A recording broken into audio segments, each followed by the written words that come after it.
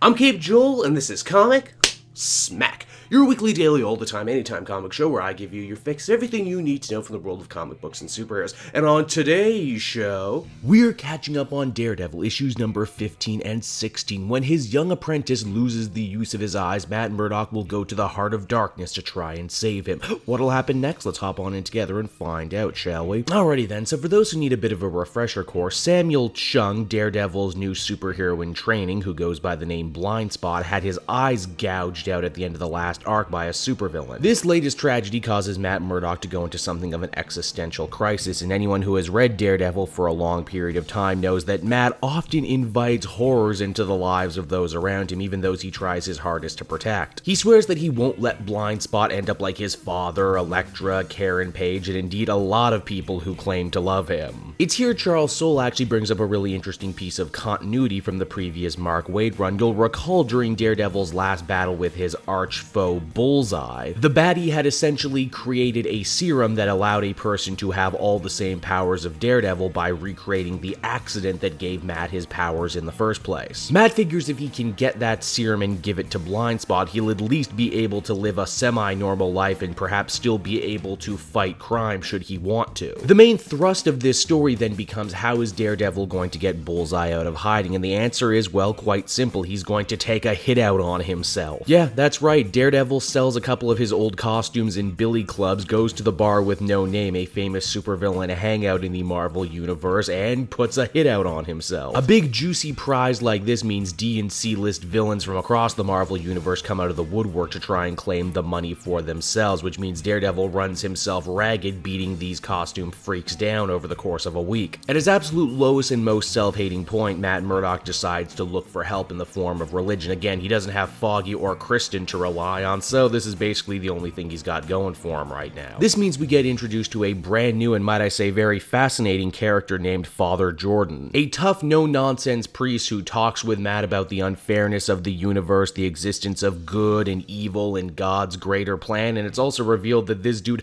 might actually be part of a secret religious military order. Yeah, there's a lot to unpack with this guy. By the end of the week, Daredevil just manages to escape death at the hands of an Inhuman trying to claim the reward, but in doing so, he is able to draw Bullseye out for a final confrontation. And I'm sure some of you out there asking, wait, didn't Bullseye die in a previous story? Wasn't he killed by Elektra? My answer to that is, Secret Wars. Let's go with that. Now, if issue 15 was a great setup for this newest arc, then issue 16 is where they really start paying stuff off. It's an entire issue told in the time it takes from Bullseye's gun to fire a bullet and reach Matt on the opposite rooftop. A beaten down Daredevil begins to think to himself, maybe he should just let the bullet hit him. Maybe he should just let this be the way he dies. Would anyone really miss him if he was gone? He thinks back to all his previous adventures and all the people that he's let down, and he truly does think that maybe this should be the way he dies. But once again, he thinks back to his time with Father Jordan and the discussion they had. Matt comes to the conclusion that maybe he shouldn't be asking God to make a deal in this situation. Maybe he should be asking the devil to make a deal. And that deal is quite simply the universe can pile all the horrors, all the death, and all the tragedy it wants on him, but Daredevil will still fight for all he's worth until the bitter end. With newfound strength, Daredevil manages to defeat Bullseye and get the Ikari serum, only when he goes to give it to Samuel, he's completely gone, taken from the hospital by his mother, who you'll recall was a 10-finger cultist. Now that's a hell of a lot to take in all at once, I will agree, but Charles Soule saves the biggest bomb for the final page. Now all throughout this new series, we found that Daredevil was somehow able to make everyone in New York forget that he was ever Matt Murdock. But once again,